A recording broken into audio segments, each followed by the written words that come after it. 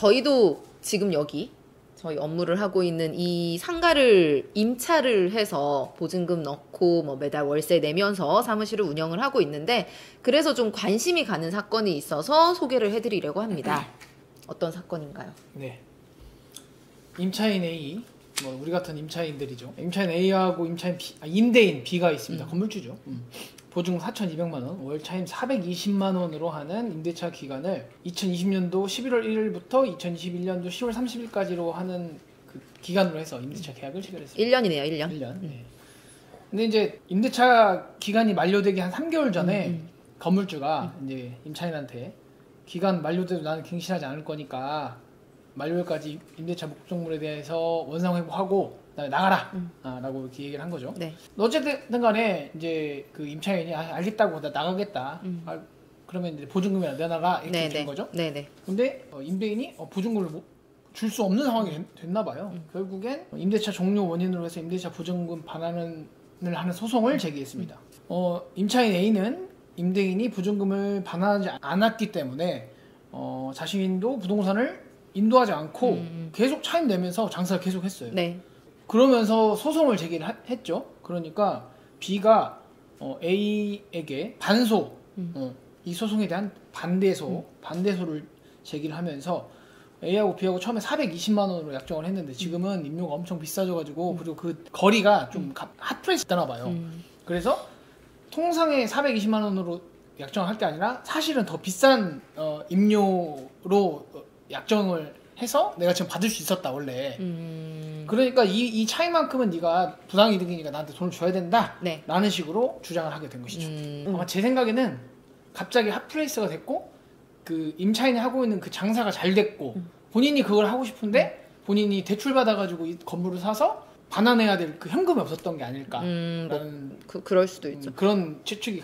사실은 이 임차인 A 씨의 상황이 안타까운 게 1년밖에 지금 임대차 계약 체결한 게 아니었잖아요. 그러면은 본인이 나가고 싶지 않았으면은 인테리어 비용 들었고 해서 나가고 싶지 않았으면은 나가지 않겠다고 할 수 있었거든요. 네, 어차피 맞아요. 상가의 임대차 보호법이 있기 때문에 임대인이 일방적으로 이 계약을 뭐 갱신하지 않겠다라고 할 수 없어서 나가지 않을 수 있었는데 이걸 몰랐던 건지 아니면 그냥 상황을 원만하게 해결하고 싶었던 건지는 모르겠지만 어쨌든 여기까지는 왔어요. 네. 아마 권리금을 주기로 한 약정이 있었던 것 같아요. 제 생각에는. 법원이 어떻게 판단을 했어요? 이 사건에서 이제 B의 이 시가와 다른 임료의 차액도 나는 부당이득으로 받아야겠다라는 주장을 법원 1심과 2심은 받아들였습니다.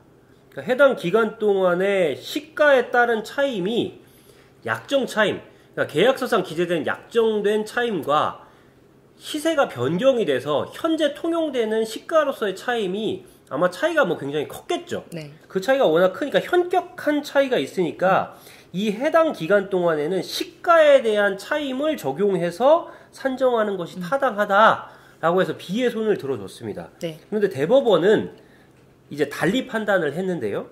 이 상가건물 임대차 보호법상 보증금을 아직 반환받지 않았다면 임대차 계약 기간이 종료됐다고 하더라도 임대차 관계가 존속되는 것으로 의제된다. 그러니까 임대차 관계가 계속 유지되는 것으로 그 효력을 동일하게 보겠다라고 규정이 되어 있기 때문에 임대차 계약 기간이 끝났다고 하더라도 보증금이 아직 반환받지 않았다면 임차인의 이 목적물 사용 권한은 강하게 보호되어야 한다. 그러니까 보증금을 반환받을 때까지 임차 목적물을 계속 점유하면서 사용 수익한 임차인은 종전 임대차 계약상의 권리 의무를 누리는 것이니 거기에서 정한 차임을 지급할 의무를 부담하는 것이지 시가에 따른 차임에 상응하는 부당 이득금을 지급할 의무를 부담하는 것은 아니다라고 판단을 했습니다. 그러니까 이게 계약이 종료가 된 이후에도 이 건물을 계속 사용을 했는데 그 사용을 한 거에 대해서 이걸 부당하게 이득을 보았다라고 봐가지고 이걸 만약에 부당이득으로 본다면은 시가대로 산정을 해가지고는 저희가 청구하는 게 맞겠죠. 그렇게 볼 것이냐 아니면 그게 아니라 기존에 있던 어떤 계약의 내용이 있으니까 그 계약의 내용대로만 이행을 하면 되는 것이냐. 그렇다면 기존의 계약 내용은 정해진 월세 아까 420만 원이었죠. 420만 원이라는 월세가 있었으니까 이 월세 내용대로만 지급을 하면 될 것이냐. 이제 이 부분이 쟁점이었을 것 같기는 한데요. 그러니까 말씀하신 것처럼 만약에 이런 임대차 계약 관계가 전제되지 않고 누군가가 나의 상가를 무단으로 점유하면서 사용 수익하는 상황이다라고 하면 그치. 당연히 그거는 시가 감정에 의해서 임료 감정이라는 절차를 거쳐야 될 겁니다. 법원에서 재판을 할 때 임료 감정을 신청을 해서 법원이 선임한 적법한 전문가를 통해서 감정, 이 부동산에 대한 사용료는 이와 같다라고 하는 감정 결과를 받게 되고, 보통 이와 같은 감정 결과에 법원이 기속이 되기 때문에 그걸 신뢰하기 때문에 거기서 산출된 임료를 기준으로 해서 부당이득금을 산정하는 형태로 많이 진행이 되긴 합니다. 근데 이 경우는 사실 그와 같은 경우라고 볼 수가 없죠. 어쨌든 결과적으로는 임차인이 자신이 원하는 방법대로 어쨌든 이제 임료 지급하면서 이 영업을 했던 것인데 대법원의 판단이 맞다라고 보고요. 재밌는 사례 저희가 또 알려드리겠습니다.